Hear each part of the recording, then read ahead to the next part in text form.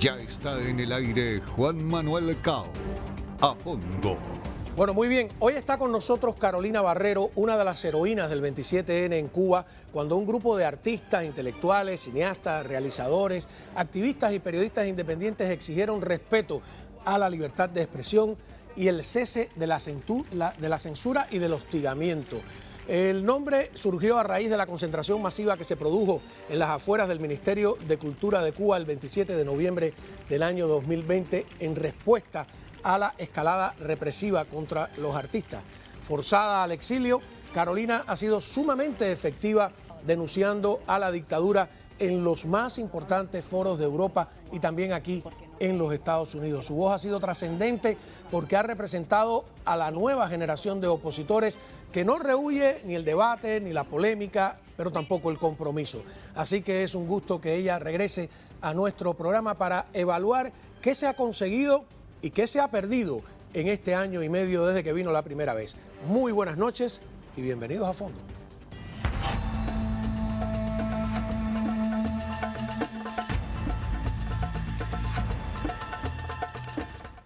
Muy bien, Carolina, muchísimas gracias por regresar a nuestra mesa. Gracias a ti, Juan Manuel, un placer estar aquí. Especialmente venía para acá y hubo una amiga por internet que me decía, vas a estar en el programa de Caos, dile, y quiero decírtelo en público, que todos los cubanos lo vemos desde aquí.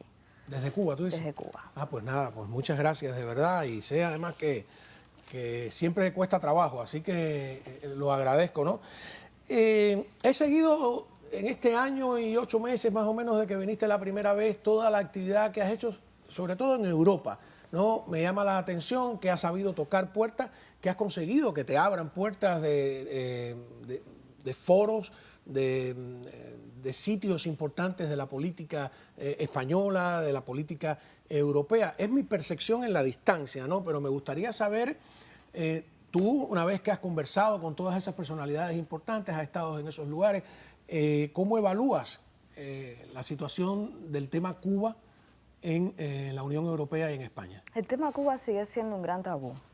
Los organismos internacionales, especialmente los europeos, pero también los latinoamericanos, siguen queriendo ver a Cuba como una especie de hálito, de mito, que la perdona o que intenta perdonar hasta cierto punto al régimen o lo trata con tibieza. El mito de la revolución y la propaganda castrista ha sido siempre muy efectivo, ese ha sido su éxito más grande en exportar una imagen blanqueada de lo que pasa dentro de la dictadura, en justificar sus errores a partir de agentes foráneos y no asumir responsabilidad propia. Por eso es muy importante contrarrestar la narrativa de la revolución, la narrativa de la propaganda castrista con la verdad, porque al final esto de lo que se trata es de la verdad contra la mentira totalitaria. A ver, la gestión en España, por ejemplo, ante los socialistas, que son los que están gobernando a fin de cuentas hoy en día, ¿cómo te ha ido con ellos, no? Porque a veces es fácil acercarse a Vox, acercarse al PP, pero en el Partido Socialista es un trabajo necesario, que mi pregunta es si alguien lo está haciendo desde el exilio, ¿no? Es que el partido de Pedro Sánchez, específicamente, ¿no? El sanchismo en España, es muy cómplice de las dictaduras. Lo vemos ahora en Venezuela. Ellos han sido cómplices de la operación de sacar a Edmundo González de Venezuela, una operación que sucedió dentro de la Embajada Española en Caracas y bajo órdenes de Zapatero y, por supuesto, de la aceptación de Sánchez en esto. Nosotros hemos intentado conversar, ilustrar, que ellos se pronuncien, y esto ha sido siempre fallido, ¿no? Lo vemos ahora también con el propio Edmundo. La propia Unión Europea ha reconocido a Edmundo González como el legítimo presidente electo de Venezuela, y sin embargo Sánchez se niega, pero se niega dando excusas irrisorias como hace con todo, ¿no? En España además estamos viendo que hay muchas instituciones, el periodismo, la jurisprudencia, que están siendo un poco contaminadas y un poco están en peligro por culpa del gobierno de Sánchez. O sea, es una situación que también compromete no solo en la política exterior, sino en los asuntos internos a la propia democracia española. Cambiando un poco, y después voy a retomar el tema. Tú te haces famosa, vamos a llamarle así, entre los cubanos internacionalmente, en esa manifestación en que te paras frente al Ministerio de Cultura y lees uno de los poemas más conocidos y desconocidos a la vez de José Martí, que es ese de Dos patrias tengo yo, Cuba y la noche. Y Martí se hace una pregunta inmediatamente después, dice, ¿o son una las dos? Y yo te quiero transmitir esa pregunta, ¿no? Cuba y la noche, ¿no? ¿Por qué escogiste ese poema y si en realidad esta gran noche que estamos viviendo es Cuba? Cuéntame un poco de ese detalle, siempre me ha llamado la atención, ¿no? ¿Cómo le cogieron miedo a un poema y a un poema de Martí? ¿Era porque estaba en tu voz? ¿Es por el mensaje? ¿Y cómo lo ves ahora a la distancia? La noche en el imaginario cultural cubano, no solo en Martí, siempre ha estado asociado a la tiranía. Si tú ves un libro, por ejemplo, el de Uber Matos, ¿Cómo llegó la noche? El poema de Martí, Dos patrias tengo yo, Cuba y la noche son una las dos. Patria y vida, un nuevo amanecer estamos esperando. Osvaldo Payá, la noche no será eterna. Una y otra vez. Antes que anochezca, Reinaldo Arenas se me... Antes que anochezca, Reinaldo Arenas, eso estaba más vinculado a su vida personal, pero obviamente también tiene una connotación histórica importante.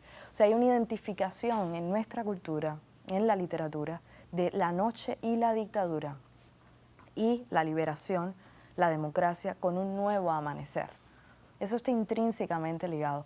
Yo conocí ese poema estando en Madrid, yo había ido a estudiar a Madrid antes y había decidido volver a Cuba a ser parte del movimiento de protesta, es decir, a luchar.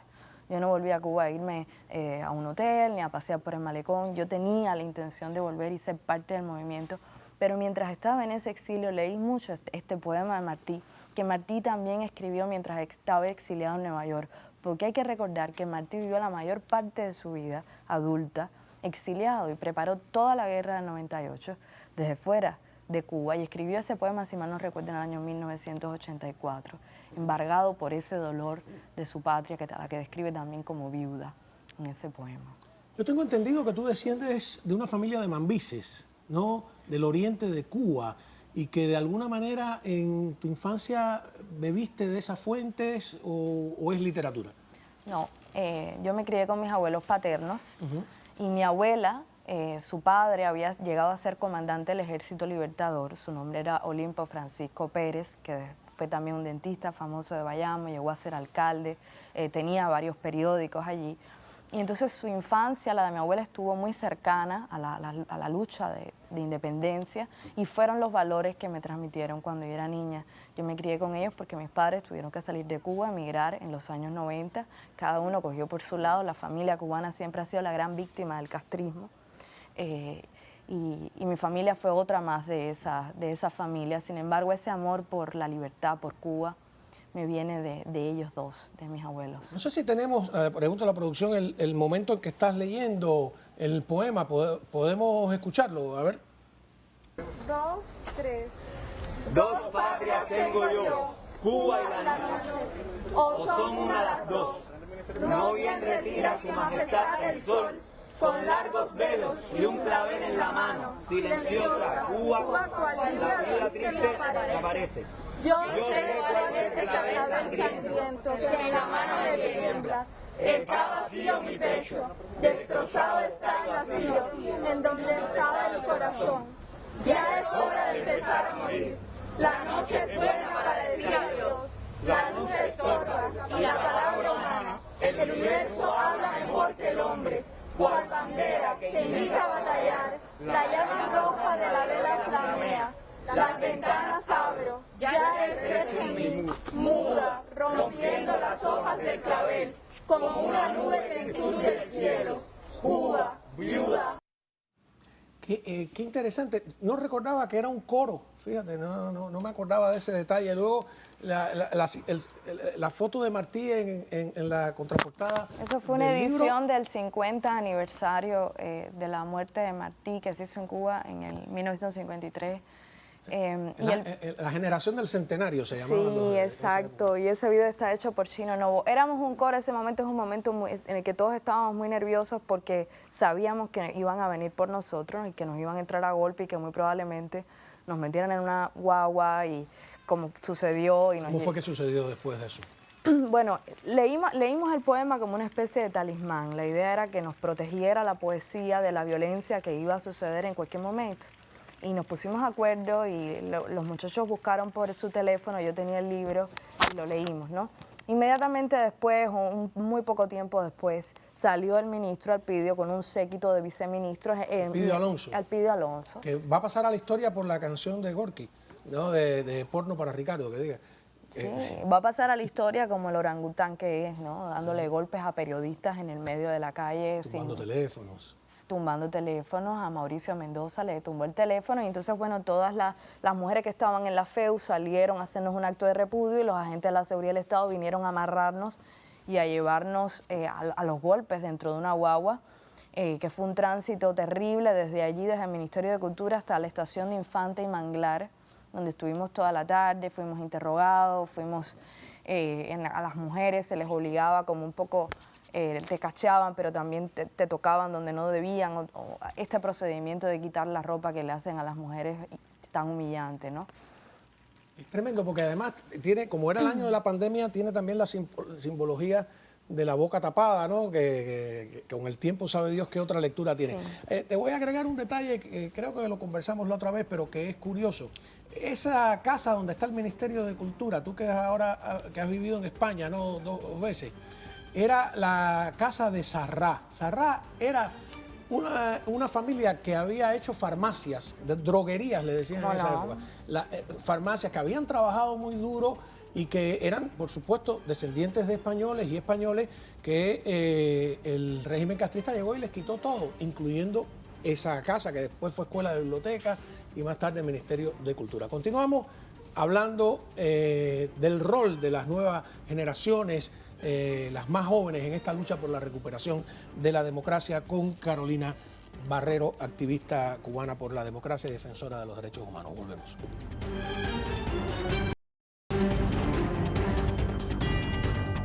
Continuamos hablando con Carolina Barrero, la activista cubana que te digo que he seguido durante todo este año y tanto, y estoy interesado, ¿no? en esa labor, porque podía perfectamente, como muchas otras personas, es legítimo también olvidarse del trauma que viviste, de haber sido arrestada en Cuba, etcétera, pero has decidido seguir haciendo este trabajo. Por ejemplo, aquí tengo unas imágenes tuyas en Ginebra, ¿no? Y quisiera que me contaras qué estabas haciendo allí en Ginebra, por ejemplo. Esto fue en el Geneva Summit for Human Rights and Democracy, que me invitaron. Es un evento que hacen anual. De hecho, ahí se ven opositores de todas partes, Bolivia, Venezuela, África. Invitan de todos los continentes personas que puedan hablar directamente a los responsables de Naciones Unidas sobre los temas que realmente pasan en nuestros países. Y es una de las pocas ocasiones en las que los activistas pueden decir algo en la sede de Naciones Unidas, que normalmente lo vimos hoy, ahora en Nueva York, quienes hablan son los gobernantes, y muchos de ellos gobernantes son los propios tiranos, ¿no? Tienen ellos más uso de palabra en el comité que nosotros mismos, ¿no? Que es una cosa lamentable, ¿no? Que es una cosa lamentable. Que había también un homenaje a Navalny, que es una cosa terrible, ¿no? De la impunidad con que asesinan al líder de la oposición rusa. ¿Cuál fue tu experiencia ahí? Mira, yo conocí a la esposa de Navalny en uno de los foros en los que he estado, en el Oslo Freedom Forum, y siempre he seguido con muchísima admiración su labor. Él también volvió a Rusia después de estar perseguido, incluso después de haber sido de un intento de asesinato con veneno, con Novichok, el primero que tuvo, que salió vivo de milagro. Y su valor y su coraje es algo que nos inspira, ¿no? Y que yo seguía muchísimo. Y la noticia de su muerte, después de estar bajo prisión, a él lo cogieron preso justo cuando llegó en el avión de vuelta. Es una muerte en condiciones de vulnerabilidad, una muerte en un asesinato por parte de Vladimir Putin en condiciones de vulnerabilidad cuando tienes una persona presa, ¿no? Entonces quisimos hacerle este homenaje en Madrid, lo hicimos justo frente de la embajada rusa y vinieron muchísimos opositores. Madrid es una ciudad también como Miami, del exilio latinoamericano, del exilio bielorruso, ruso, ucraniano, iraní incluso. Hay muchas comunidades en el exilio que coexisten en Madrid, que muchos de ellos vinieron y asistieron para ponerle una flor, se llamó Una flor para Navalny. Y bueno, era lo mínimo que podíamos hacer y lo hicimos frente a la embajada rusa para que además fuera en la cara de los perpetradores. También te vi con Carolina te vi, Carolina, con Carmen Azaín Pereira, que es la uruguaya, ¿no? ¿Verdad? Ah, sí, cómo no. Ajá. Que ella la hemos visto defender la causa cubana en varias ocasiones. ¿Ahí estabas en Montevideo o te la encontraste en otro sitio? En Montevideo, en su oficina del Senado.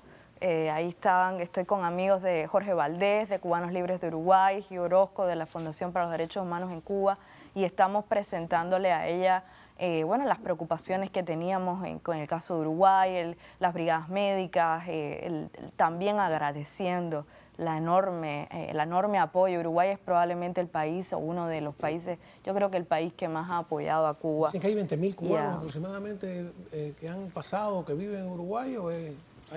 Sí, no tengo la cifra exacta, pero son muchísimos, porque hay otros que han huido de Brasil, de las brigadas médicas del programa de Mais Médicos en Brasil y que han bajado al Uruguay.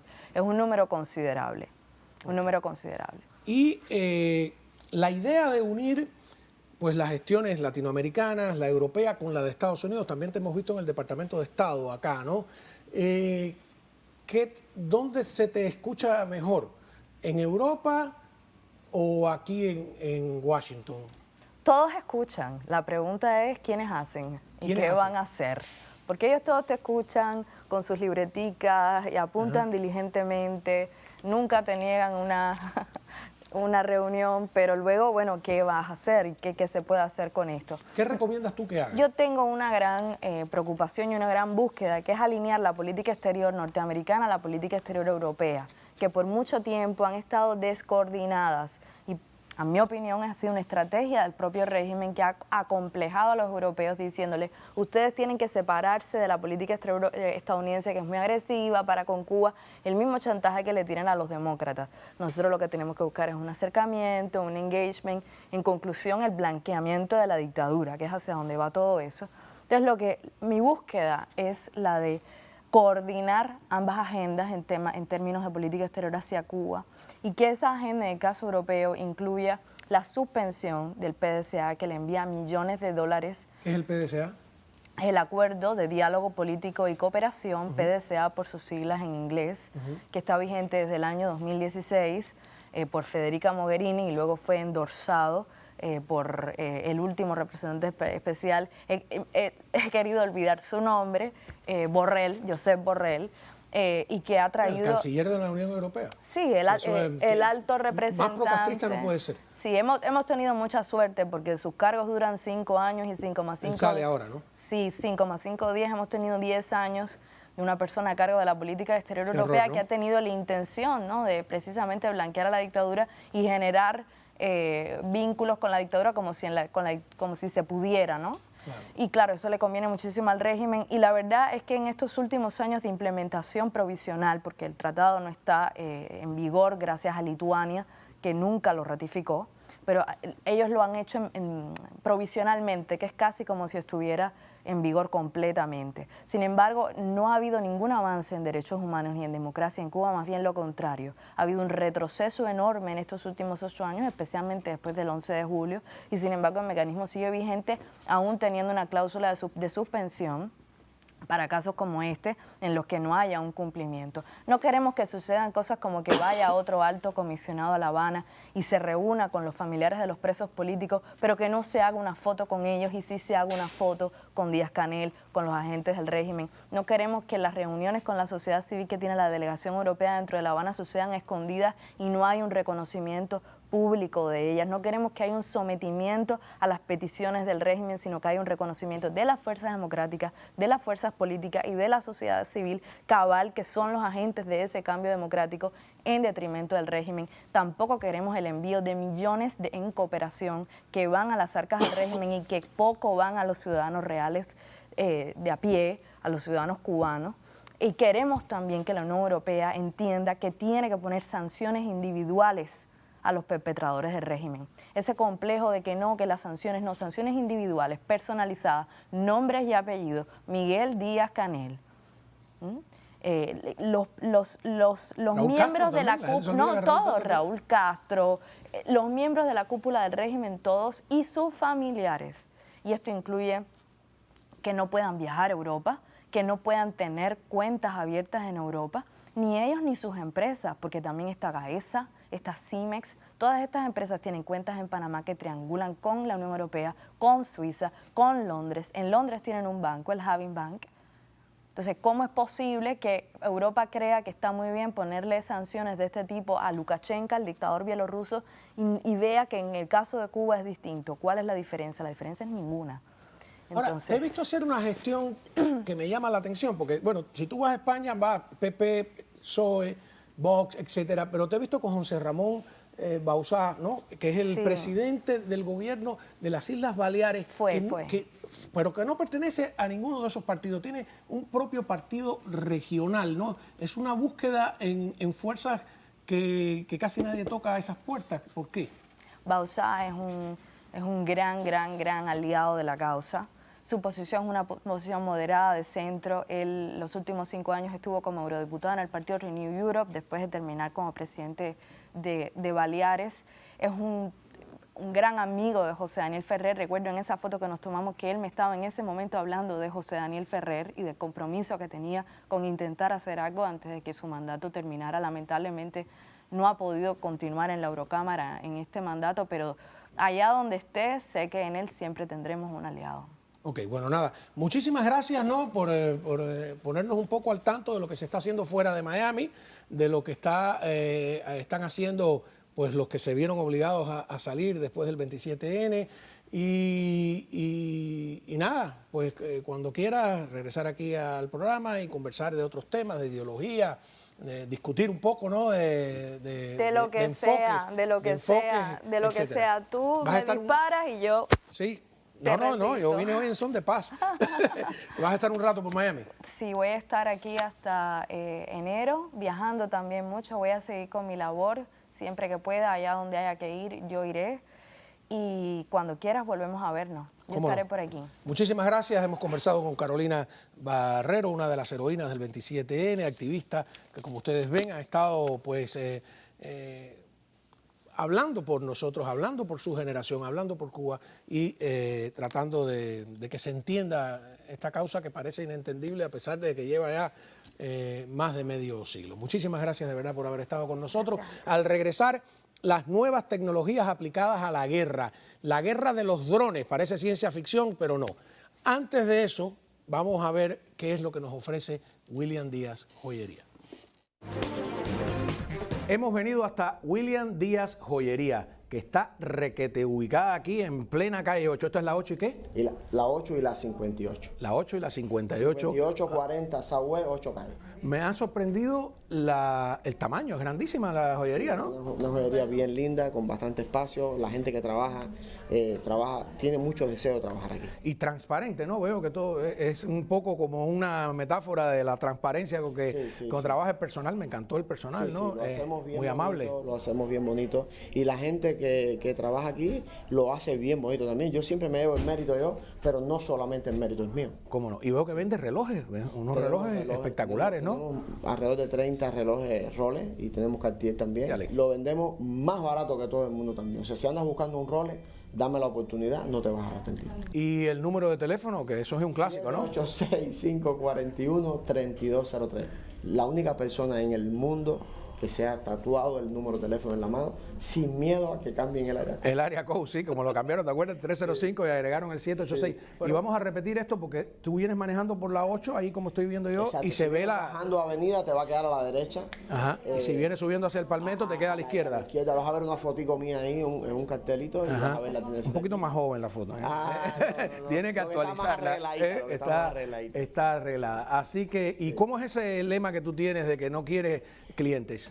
No queremos clientes, queremos amigos. ¿Qué significa eso? Porque siempre me ha intrigado. Lo primero es cuando tú vienes a nuestra tienda, que no queremos que tú nos compres. Lo más importante no es ni el dinero ni el oro. Lo más importante es la amistad, la comunicación que podemos tener tú y yo. No, además sí, veo que entra, sale personal todo el tiempo, está esto lleno, que eso es símbolo de que funciona, ¿no? Sí, funciona, literal. ¿Cómo funciona no? Y funciona bien. Bueno, entonces, amigos. Ya, para siempre. No me vendas nada. Okay.